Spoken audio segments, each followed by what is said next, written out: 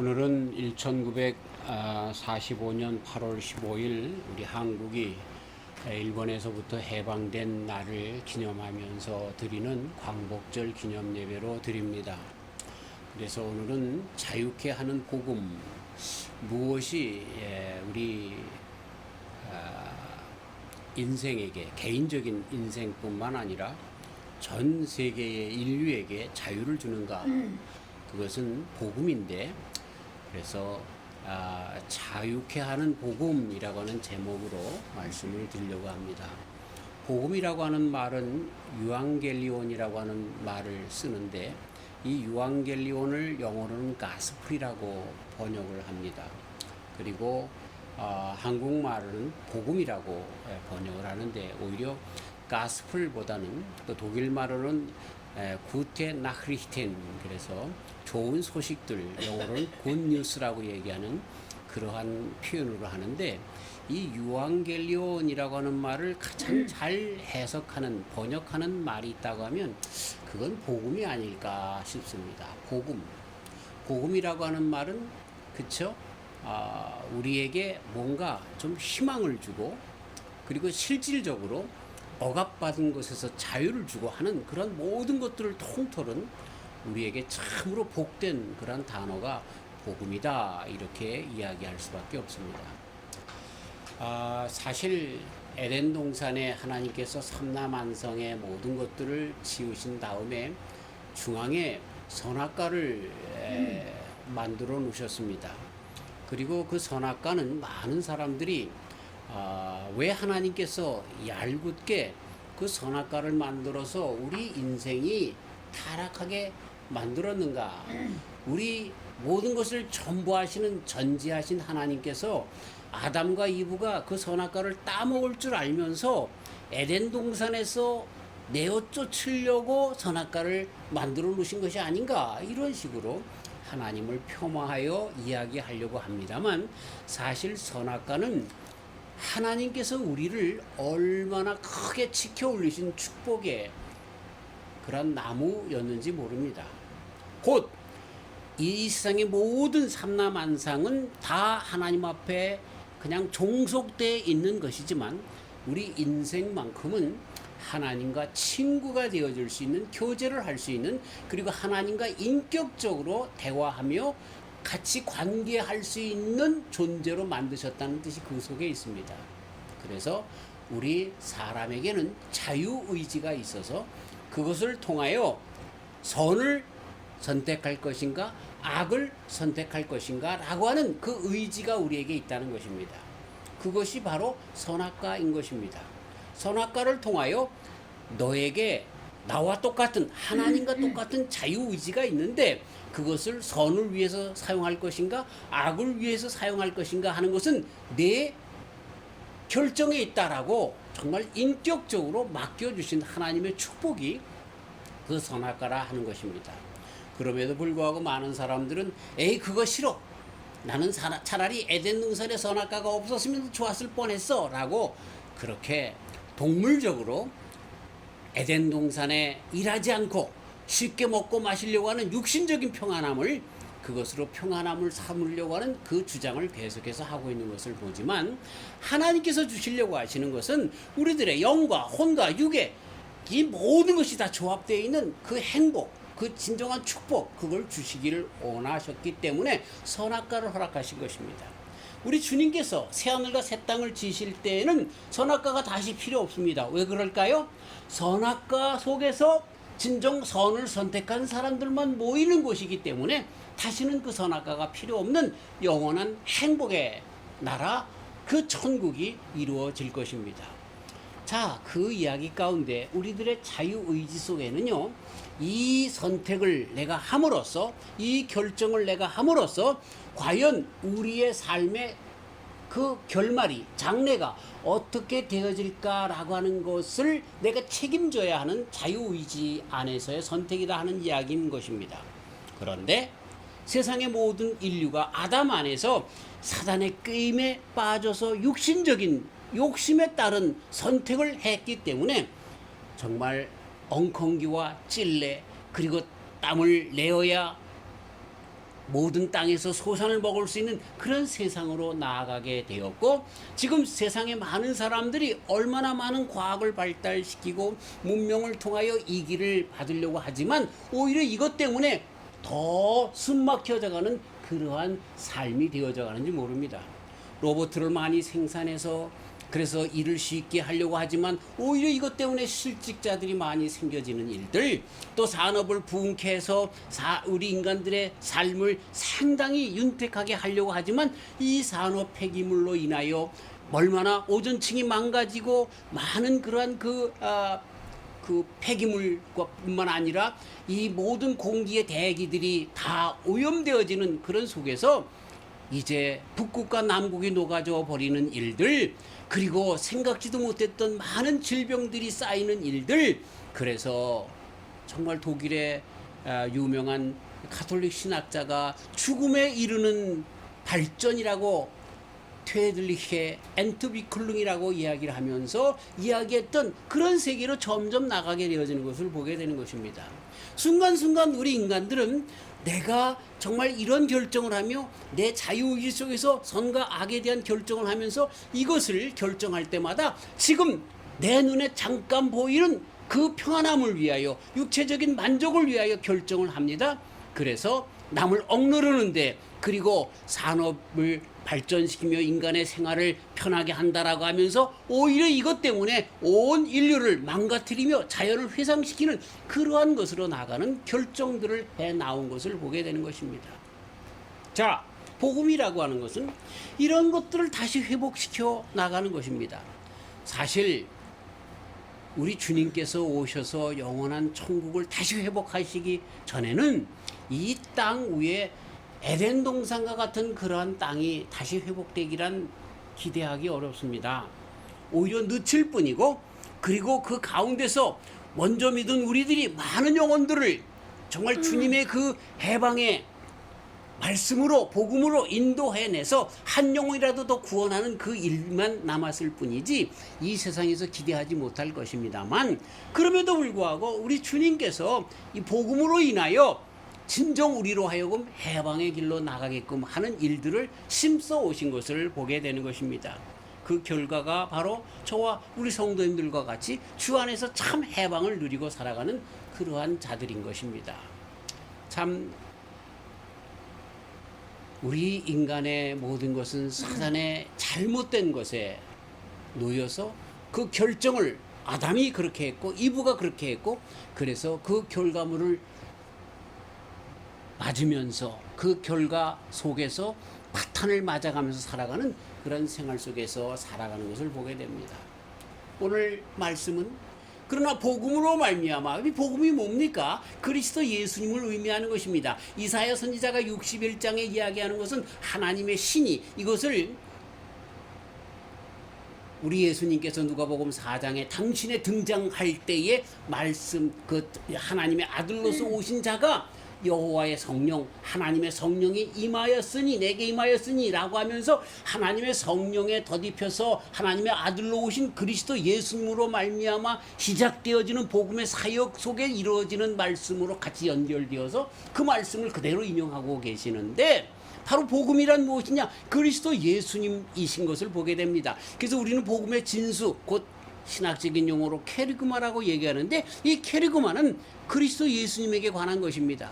그리스도의 고난과 십자가, 죽음과 그리고 부활하심과 승천하심과 그리고 다시 오심, 재림, 이런 것들, 이렇게 정말 4-5가지로 축약되는 예수님에게 관한 것을 우리는 복음의 진수라고 얘기합니다. 케리그마라고 얘기합니다. 복음이란 무엇입니까? 예수님이십니다. 그래서 무슨 얘기냐면, 자, 에덴 동산에서 사단의 꾀임에 빠진 인류의 선택이 에덴을 상실하고 이 세상을 점점 테들리히의 엔트비클룽, 죽음으로 내어보는 발전으로 점점 나아가서 깨어져 가고 있는 이때에, 그럼에도 불구하고 보존시키며 다시 회복시킬 수 있는 내 개인적인 삶과 인류의 삶을 그렇게 회복시킬 수 있는 그 길은 복음밖에 없다는 것입니다.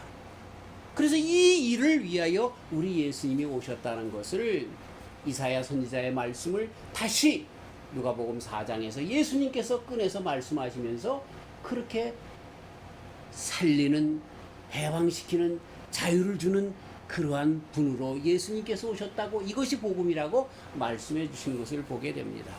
자, 그 전에 우리들의 삶이 무엇입니까? 여기에 그대로 적나라하게 가르쳐주고 있습니다. 가난한 자, 또 포로된 자, 눈먼 자, 눌린 자, 이렇게 우리 인생을 표현하고 있습니다. 우리 인생이 어떤 자들입니까? 가난한 자들이다 라고 하는 것입니다. 본래 우리들의 인생은 그리스도 예수님이 안 계시면, 예수님이 오시기 전에는 가난한 자들입니다. 물론 여기서 얘기하는 가난하다라고 하는 것은 물질적인 가난함만 이야기하는 것이 아닙니다. 실질적으로 예수님께서 오셨을 때에 이스라엘의 모든 사람들은 거의가 다 가난한 층에 있는 사람들이었습니다. 그래서 심령이 가난한 자라고 이야기한 그 말씀뿐만 아니라 누가복음에는 가난한 자에게 복이 있다 이렇게 말씀하신, 대체로 모든 사람들이 가난한 자들이었습니다. 그러나 여기서 이야기하는 가난한 자라고 하는 것은 마태복음 5장에서 이야기하는 심령이 가난한 자에 먼저 중점이 있습니다. 영적으로 가난한 자들이다 하는 그러한 이야기인 것입니다. 그래서 성령이 부재한 가운데서 세상에서 참 부유함이 없는, 그리스도 예수님 안에만 참 행복이 있고 부유함이 있는데 그리스도 예수님 안에 있지 않는 그런 영적인 가난 가운데 빠져 있는 인생인 것을 보게 되는 것이죠. 그리고 이 영적으로 가난한 자들에게는 영이 혼을 주장하고 혼이 육체를 주장하는, 그것이 우리들의 인류의 모습인데, 많은 사람들이 질병의 근원을 이 스트레스라고 보지 않습니까? 어느 선교사님 사모님의 간증을 들으면서 맞구나 하는 생각을 해봅니다. 선교사로 갔는데 인도네시아 선교사님이십니다. 그런데 어느 순간서부터 사모님이 질병에 걸려서 도저히 이 모든 것이 무력해져서 말이죠. 힘을 낼 수가 없는 것입니다. 걸어 다닐 수 있는, 일어설 수 있는 힘까지 없게 된 것입니다. 그래서 이리저리 백방으로 의사 선생님을 만나고 치료해 보려고 했지만 찾을 수가 없었어요. 근데 나중에 알고 보니까 그것에 대한 권위자가 몇 분 없는데 한국에 한 2분 정도 계신데, 그 의사 선생님 소개받아서 만났더니 바로 이것이 근육 무기력증이라고 하는 것입니다. 우리 교회 이송순 집사님께서도 그 병을 알아서 바로 이 심장 근육이 힘이 없어지는 겁니다. 그래서 어떻게 되는 건지 몰라요. 그냥 죽는 거예요. 힘이 없어지는 거예요. 근육을, 그 심장을 움직이는 근육이, 힘이 없어지는 거예요, 점점. 그것이 겉으로만 근육이 없어지는 것이 아니라, 그것뿐만 아니라 내장의 모든 근육들을 다 무기력하게 만들기 때문에 소화 기능도, 심장 기능도, 허파 기능도, 모든 기능들이 다 저하되어지는 것인데, 그런데 그 병이 어디서도 출발하냐면 스트레스로 온다는 것입니다. 그런데 놀랍게도 이 사모님이 같이 거기서 선교하는 중에 몇 분들에게 엄청난 실망과 또 그 뭐라고 할까요?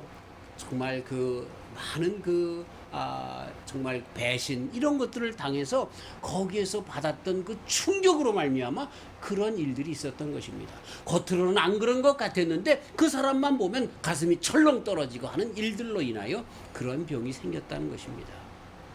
그런데 그 병이 어떻게 해서 낫게 되었습니까? 다시 한번 부흥의 때에 하나님의 말씀이 그의 가슴을 찌를 때에 주님의 복음, 이제 그 다음에 이제 이 말씀 가운데서도 계속해서 나오는 것처럼 병 고치는 능력이, 하나님의 여호와의 손이 짧아졌느냐 하는 말씀을 들을 때에 힘이 나서 이런 모든 질병에서 건져짐을 받았다라고 하는 간증을 들었습니다. 그래서 지금은 건강해서 계속해서 그 선교 사역을 하고 계시는 그 사모님의 간증을 들었습니다. 우리 사람들이요, 모든 것에 건강한 것 같고 돈도 있는 것 같고 한다 할지라도 영적으로 눌려 있으면 그 혼이 눌리게 되고 스트레스를 받게 되면 그 몸의 질병으로 어쩔 수 없는 것입니다. 마른 먼로 같은 사람들인 모든 사람들이 가지고 있는 부가 있었습니다. 모든 사람들에게 정말 부러워하는 인기가 있었습니다. 케네디 대통령조차도 그를 흠모했습니다. 하지만 그는 자살했습니다. 참 한국의 유명 연예인들도 참 많은 사람들에게 인기가 있고 저들처럼 살면 행복할 텐데 라고 하지만 얼마나 많은 사람들이 자살하는지 모릅니다. 그런 모든 심리적인 그런 억압에 빠져나올 수 없는 것, 어쩔 수 없는 것입니다. 이것이 가난한 자들인 것을 하는 그런 뜻입니다. 우리 인생은 가난합니다. 물질적으로만 뿐만 아니라 이렇게 정말 영적으로, 영혼으로 가난한 자들이 되어졌다. 그 다음에 두 번째로 나오는 우리 인생의 모습이 뭐냐면 포로되었다라고 가르쳐주고 있습니다. 아, 나는 아무에게도 포로되어지 않았어. 아무도 나를 붙잡을 수 없어. 그런데 무슨 얘기입니까? 가난에 포로되어 있고 분노에 포로되어 있고 또 불안에 공포에 포로되어서 살아가고 있는 것입니다. 또 정욕에 포로되어 있고 죽음에 대한 두려움에 포로되어 있고 질병에 포로되어 있고 악한 습관에 포로되어 있습니다. 그래서 마약에 사로잡힌 자들은 정말 아닌 것 같아도 마약에 포로되어 있는 것 보게 됩니다. 술과 담배에 포로되어 있는 자들은 그거를 마시지 않으면, 그걸 피우지 않으면 어찌할 바를 모르는 포로되어서 살아가는 그런 삶인 것입니다. 또 예수님을 믿으려면 차라리 내 주먹을 믿는다라고 이야기하는 사람들은, 그들은 이사가는 날도 태기를 정해야 되고 결혼하는 일도 사주팔자를 해야 되고 이런 것들로 정말 미신에 포로되어서 살아가고 있는 그런 모습들도 우리는 보게 되는 것입니다. 우리 사람들은 포로되어서 살고 있는 것을 바르게 알아야 하는 것입니다. 이런 것이 지혜로운 사람들인 것이죠. 자, 이런 일에서 가난한 자에게 우리 주님께서 오히려 복음을 전하시기 위해서 또 포로된 자에게 자유를 주시기 위하여 오신 분이 바로 그리스도 예수님이라고 가르쳐주고 있습니다. 그렇습니다. 거라사 광인은 보면 사람들이 저를 제어할 수가 없었습니다. 그가 살아가고 있는 것은 무덤 사이였습니다. 아무도 그 사람을 말릴 수가 없었고 쇠 사슬로 묶어도 그걸 끊어버리는, 도저히 우리 사람으로서는 생각할 수 없는 거죠. 근데 제가 어렸을 때요, 6.25 사변이 끝나고 얼마 안 됐을 때에 정신 나간 사람들이 많이 있었어요. 미친 사람들이 많이 있었어요. 근데 그 사람들이 보면은요, 그냥 흰 옷 다 떨어진 옷을 입고 다니면서 맨발로 다닙니다. 그러면서요, 그 발에는요, 철사로 동여맸던 그 철사가 그냥 붙어 있습니다. 이 손에도 말이죠, 철사가 다 그냥 끊어진 철사. 그걸 다 끊고 다니는 거예요. 이건 도저히 사람의 힘이 아닙니다. 이 귀신의 힘입니다. 예. 그런데 그 거라사 광인을 누가 자유롭게 했습니까? 예수님이 했습니다. 누가 그를 포로된 것에서부터 마귀의 그 귀신의 포로된 자로 그 살던 그 삶 가운데 건져냈습니까? 해방시켰습니까? 예수님밖에 없다는 거예요. 이건 아주 극단적인 표현인데, 이렇게 우리 예수님께서는 가난한 자들에게서, 포로된 자들에게서부터 자유케 하시는 분이 바로 예수님인 것을 가르쳐주고 있는 것입니다. 이런 예화는 얼마나 많은지 모릅니다. 이런 간증은 얼마나 많은지 모릅니다. 아마 저의 삶에서도 그런 간증이 있고 우리 성도님들의 개개인의 삶에서도 이런 간증이 있을 뿐만 아니라 앞으로도 그리스도 예수님 안에서 이런 자유의 간증이 계속 있으시기를 주의 이름으로 축원합니다. 있을 뿐입니다. 있을 수밖에 없습니다. 왜?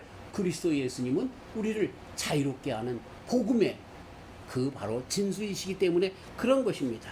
어디 그것뿐입니까? 여기에 눈먼 자에게 다시 보게 함을이라고 얘기했는데, 우리 인생이 눈먼 자인 것입니다. 한치 앞을 모릅니다. 이것은 육적으로 눈먼 자, 그래서 정말 그 날 때부터 적용되었던 요한복음 9장에 나오는 그 아이를 눈뜨게 하신 그런 눈 것뿐만 아니라 또 바디메오와 같은 그런 육신적인 눈먼 자일 뿐만 아니라 우리들의 영안을 뜨게 하시는, 마치 사울이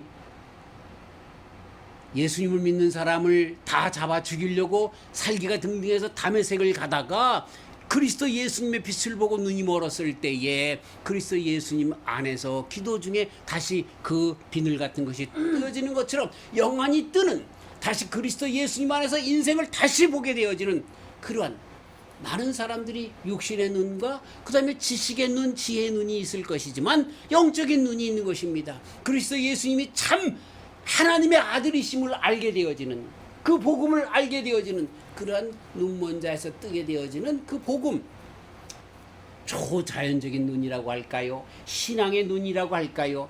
이러한 것을 우리 그리스도 예수님 안에서 받게 되는 그것이 참 복음이다라고 하는 것입니다. 그리고 마지막으로는 우리 인생의 모습 중에 나타난 마지막 모습이 눌린 자라고 이야기하는 것입니다. 포로된 자, 눌린 자 같은 이야기인 것이겠지만 포로됐다라고 하는 건 더 강력하게 붙잡힌 것이라고 하면 눌린 자라고 하는 것은 그것을 항상 그 마음 가운데 두고 살아가고 있는 그런 좀 약한 단계의 그런 자라고 이야기할 수 있겠습니다. 어쨌든 우리 인생은 항상 스트레스에, 그래서 영혼에 또 육적인 것에 늘 이런 것에 불안 가운데 걱정과 근심 가운데 놓여져 있는 것을 보게 되는 것입니다. 그래서 이것은 스트레스가 되어서 질병의 원인이 되는 것입니다. 의사들은 질병의 75% 이상 80% 90%가 다 스트레스성 질환이라고 그렇게 이야기를 하는 것입니다. 그래서 의사들이 병원에 가서 위가 아프면 또 설사를 하면 그러면 붙이는 말이 있습니다. 신경성 위장병이라는 거예요. 신경성 대장병이라는 거예요. 신경 쓰지 말라는 거예요. 어떻게 신경을 안 쓸 수 있습니까? 그것까지도 의사가 가르쳐줘야 합니다. 어떻게 가르쳐야 될까요? 교회 가서 예수님 바로 믿으세요. 그렇게 가르쳐야 하는 것입니다. 그러면 낫게 되는 줄 믿는 것입니다. 아멘. 이로 말미암아 얼마나 많은 질병, 그 중에서 점점 이런 암병과 같은 불치의 병들이 생겨나는지 모르는 것입니다. 자, 이러한 모든 것에서 포로된 자에게 자유를, 또 복음을 전파하고 눌린 자를 자유케 하시고 뭐 이런 모든 말씀들을 통해서 우리 예수님께서 결론적으로 하신 말씀이 뭐예요? 주의 은혜의 해를 선포하기 위함에 오셨다. 주의 은혜의 해. 이거는 이스라엘 백성들이 원하는 희년을 이야기합니다. 종으로 팔렸던 자가 다시 돌아오게 되어지는 희년, 그때를 이야기하는 것입니다.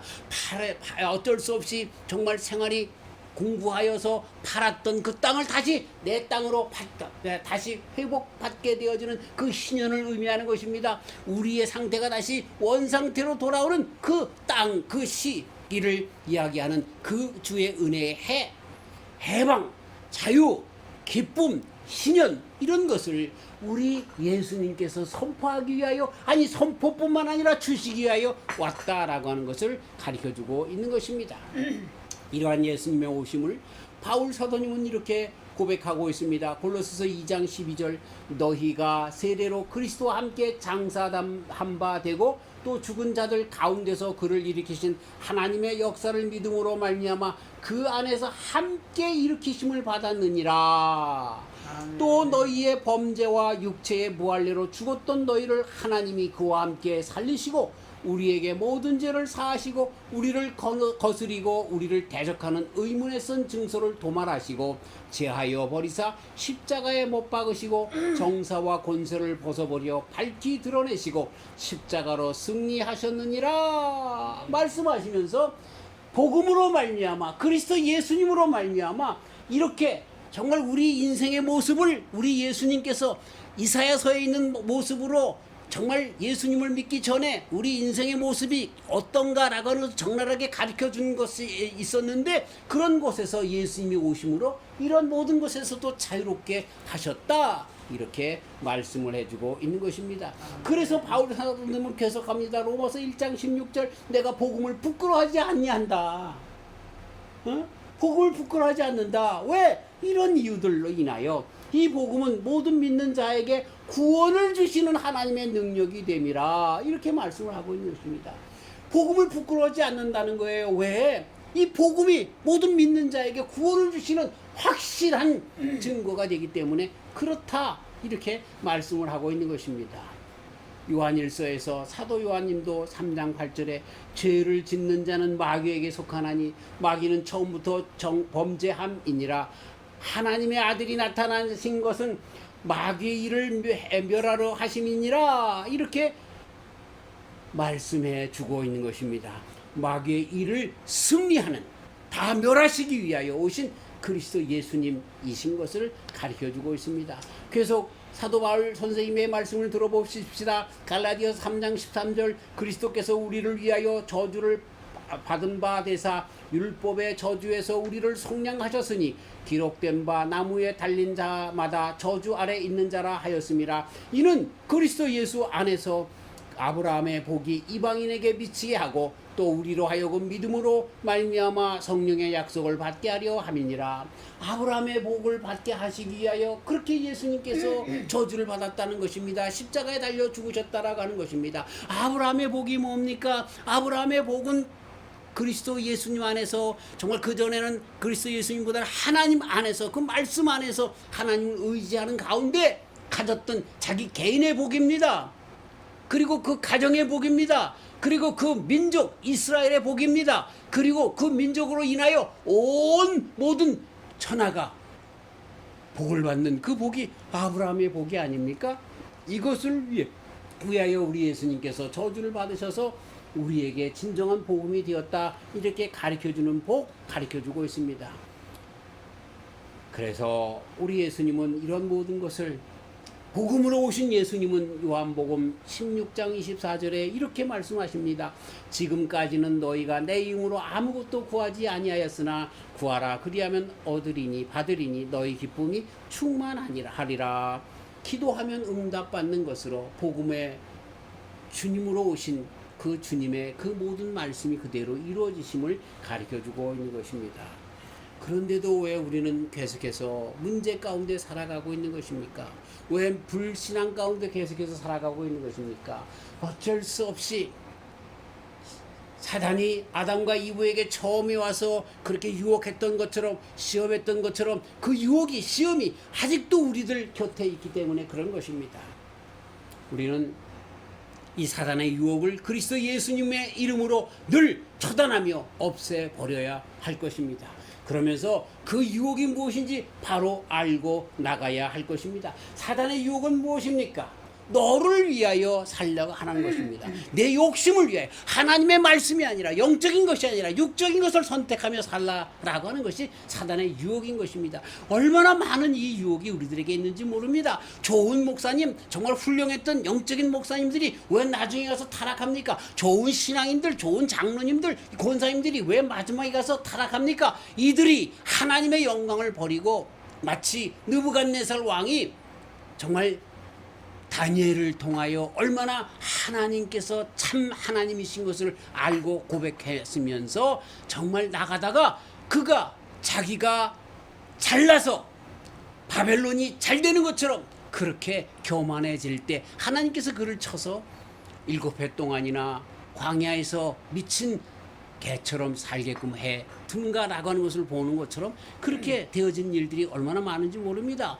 사단의 유혹이 이겁니다. 계속해서 우리로 하여금 어떠한 자리에 있든지 간에 하나님의 말씀 가운데 우리는 끊임없이 서야 하는데 그것을 육신적으로 바꿔버리는 겁니다. 내가 이렇게 교회를 이루어 낸 것 아니냐? 내가 한 것이 아니냐? 내가 이제는 그러기 때문에 어느 정도 부를 누리며 영화를 누리며 살아가야 될 것 아니냐? 이러한 정말 그 사단의 세미한 그 정말 그 달콤한 유혹이 계속해서 있는데 이것에서 항상 이겨야 되는 것입니다.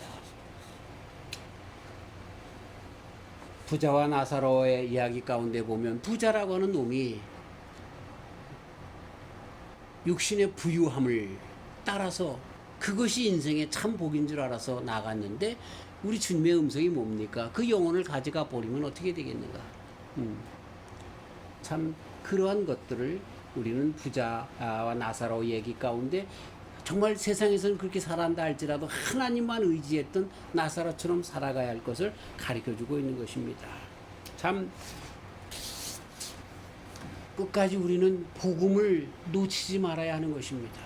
순간순간 우리에게 찾아오는 사단의 감언, 이런 것들 우리를 정말 감언이설로 속이려고 하고 꾀하려고 해서 육신적으로 영적인 것이 아니라 복음적인 것이 아니라 육신적으로 가지고 들려고 하는 이런 것에서 우리는 나와야 하는 것입니다. 이 사단의 괴계가 얼마나 악랄하게 교묘한지 모릅니다. 바로 알아야 하는 것입니다. 그래서 많은 사람들이 이 복음을 아주 희석시켜서 복음은 맞아. 그러나 이것을 나도 모르는 사이에 우리 욥기를 통해서도 배운 것처럼 정말 아주 살짝 바꾸어서 많이 희석시켜서 그것이 복음인 줄 알게끔 하는 것으로 나가게 하는 것을 보게 되는 것입니다. 그래서 복음을 영원 구원으로 축소하여 주장하게 만들어 버립니다. 한 번 구원받았으면 그것으로 끝이야 이렇게 만들어 버리는 것입니다. 아니에요. 한 번 구원받은 것으로 끝이 아니라 우리는 구원받은 백성으로 이제부터 영원토록 살아가는 거예요. 시작인 거예요. 절대로 거기에 넘어가는 것은 잘못된 것입니다. 영원 구원과 세상에서의 삶은 그래서 별개의 문제로 생각하게 하는 것입니다. 신앙생활이라고 하는 것을 교회 생활로 한정시키고 교회 생활 따로 신앙생활 세상에서의 따로 생활 따로 이렇게 주장하게 하는 잘못된 이중적인 삶을 그렇게 부추기는 것입니다. 신앙인은 교회에서도 세상에서도 하나님의 말씀 가운데 복음에 사로잡혀서 살아가는 그리스도의 제자들로서 살아가야 하는 것입니다. 이 사단의 계략이 뭡니까? 신앙을 교회 안으로만 붙잡아 넣는 것입니다. 신앙을 영원 구원으로만 생각하는 것입니다. 죽어서 저 세상만 이야기하는 잘못된 것으로 늘 그렇게 공격해 나오는 것을 우리는 잊어서는 안 되는 것입니다. 또 많은 사람들은 복음을 윤리 도덕적인 것에만 한정시키려고 하는 것입니다. 그리고 정치적인 분야에서도 그것이 우리가 복음으로 해야 할 것이다 라고 하면서 이런 것으로만 국한시키려고 하는 잘못된 경향이 있는 것입니다. 독일에 있을 때 우리 선배 목사님이 독일 교회에 초청을 받아서 설교를 한번 했습니다. 그랬는데 그리스도 예수님에 대한 복음을 증거했습니다. 성령 받아야 될 것을 이야기했습니다. 그리고 예배가 끝났습니다. 성도들이 나와서 벙 떠서 그 목사님과 악수하면서 오늘 새로운 말을 들었습니다. 그렇게 하네. 예수님이 우리의 구세주이고 성령 받아야 한다라고 하는 얘기를 들었다고 새로운 말을 들었다는 거예요. 그 전에 목사들이 무슨 설교를 했습니까? 우리가 정치에 이바지해야 하는 것입니다. 세상에 정말 이 경제가 어떻고 돌아가는데 뭐 이런 얘기만 한 것입니다. 복음으로 다시 돌아가야 하는 것입니다. 정말 윤리, 도덕, 정치, 교육 이런 분야뿐만 아니라 이것도 해야 하지만 그러나 정말로 중요한 것은 복음의 진수 그리스도 예수님에게 다시 초점을 맞춰야 하는 것입니다. 종교적인 생활 그것을 율법적인 삶 그것을 복음으로 생각하는 것은 잘못된 것 우리는 알아야 하는 것입니다. 이 마귀가 하는 일이 정말 이런 것들 윤리적인 생각, 설교로만 하는 것 그것을 복음으로 그렇게 착각하게 만드는 그런 일들을 하게 한다라고 하는 것입니다. 또 더 나아가서 복음을 학문의 대상으로만 생각하는 것입니다. 성경 말씀을 우리의 삶에서 정말 우러나오는 우리 삶과 함께 돌아가는 말씀 살아계신 말씀으로 해야 되는데 신학적인 것으로 학문적으로만 국한시켜서 따로 떼어놓으려고 하는 그런 잘못된 일들을 하게 되는 것을 보게 되는 것입니다. 어떤 사람이 자전거를 타려고 해 보십시다. 그러면 그 사람이 자전거에 대해서 연구를 합니까? 자전거를 탑니까? 자전거를 타는 겁니다. 어떤 사람이 핸들이 생겼는데 핸들의 역할은 무엇이고 자전거의 앞 톱니바퀴는 날이 몇 개인데 뒤 톱니바퀴는 몇 개고 이것이 전달되는 힘이 어떻게 되고 뭐 이런 것들을 연구하고 그 톱니바퀴를 서로 연결하는 그 체인의 숫자가 몇 개고 또 페달을 한 번 바꾸면 한 번 누를 때마다 몇 미터를 나가고 자전거에 대해서 이런 걸 많이 아는 사람이 그 사람이 자전거에 대한 박사는 될지 모르지만 자전거를 타는 사람이 되겠느냐 하는 말입니다. 그렇지 못하죠. 자전거를 타려면 어떻게 합니까? 올라타서 나도 모르는 사이에 무게중심을 잡지 못해서 몇 번 넘어지고 무릎이 깨지고 이렇게 하다가 자전거와 하나 되어서 자전거를 타는 사람이 되는 것처럼 우리 복음은 그런 것입니다. 하나님의 말씀대로 살면서 넘어지고 깨어지고 실패하고 일어서고 또 말씀을 붙잡고 살아가면서 복음 안에 서는 것이지 지식으로 배우는 것 이건 아니라 하는 이야기입니다. 하나님의 말씀이 우리 삶 가운데 그대로 일어날 수 있는 것은 어떻게? 그 말씀대로 살아가는 것밖에 없는 것입니다. 마귀가 하는 일이 뭡니까? 이것을 학문으로 자꾸만 국한시켜 버리려고 하는 것입니다. 그렇습니다. 우리 하나님의 말씀은 내 개인적인 삶과 우리 가정의 삶과 사회의 삶과 국가적인 삶, 이런 모든 것이 이 복음 안에 다 어우러져 있는 것을 알고 그 말씀대로 실행하며 나아가며 살아가야 할 것입니다. 근데 지금 세상의 모든 것은 어떻게 합니까?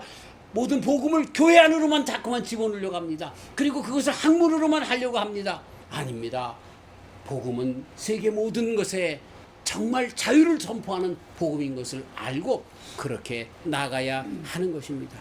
제가 오늘 너무 흥분해서 이렇게 나가다 보니까 너무 오랫동안 설교가 지체됐는데 죄송합니다. 더운데. 자, 어쨌든 그러나 정말 우리를 진정 자유케 하는 복음을 우리는 다시 한번 회복시켜야 하기 때문에 이 말씀을 심주어 그렇게 해 나가야 하는 것입니다. 복음은 그 누가 얘기하는 사회개혁 그 정도로만 생각해서는 안 되는 것입니다. 복음은 개인 구원으로만 생각해서는 안 되는 것입니다. 이것은 전 인류적인 그리고 전 인격적인 전 인생에 관한 그러한 모든 말씀, 그래서 우리로 하여금 영, 혼, 몸에서 자유로 주는 것이 바로 복음이라고 하는 것을 우리는 잊어서는 안 되는 것입니다. 복음을 모르면 인생 자체가 실패인 것입니다. 복음으로 서지 않으면 나라와 민족도 끝내는 실패로 나갈 수밖에 없는 것입니다. 복음의 능력은 성경에 얼마나 많이 나와 있는지 모릅니다. 참 요한복음 10장 28절 내가 저희에게 영생을 주노니 영원히 멸망치 아니할 터이요 또 저희를 내 손에서 빼앗을 자가 없느니라. 저희를 주신 내 아버지는 만유보다 크심에 아무도 아버지 손에서 빼앗을 수 없느니라. 그리스도 예수님 안에서 곧 복음 안에서 생명을 주셨다라고 가르쳐주고 있습니다. 그리고 한 번 주신 그 생명은 아무도 못 뺏어간다고 선언하고 계십니다. 이게 복음입니다. 야고보서 마가복음 16장에서 믿는 자들에게는 이런 표적이 따르니 곧 저희가 내 이름으로 귀신을 쫓아내며 새 방언을 말하며 뱀을 잡으며 무슨 독을 마실지라도 해를 받지 아니하며 병든 사람에게 손을 얹은 즉 나으리라.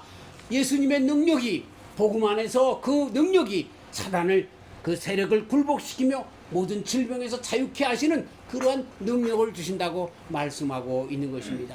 우리는 성경을 읽어보면 전부 이 복음의 능력이 얼마나 많이 기록되어 있는가라고 하는 것을 보게 되는 것입니다. 그래서 그냥 읽어 나갈 때는 몰랐는데 아까 간증을 하셨던 그 사모님의 예처럼 그 말씀이 왜 이것이 예수님의 말씀인데 그것이 그 말씀을 들었던 옛날 사람들에게 일어났는데 왜 나에게는 안 일어나겠는가 믿음 안에 받아들였던 자들에게 지금도 일어나는 능력이 되는 것이 복음이다라고 하는 것입니다.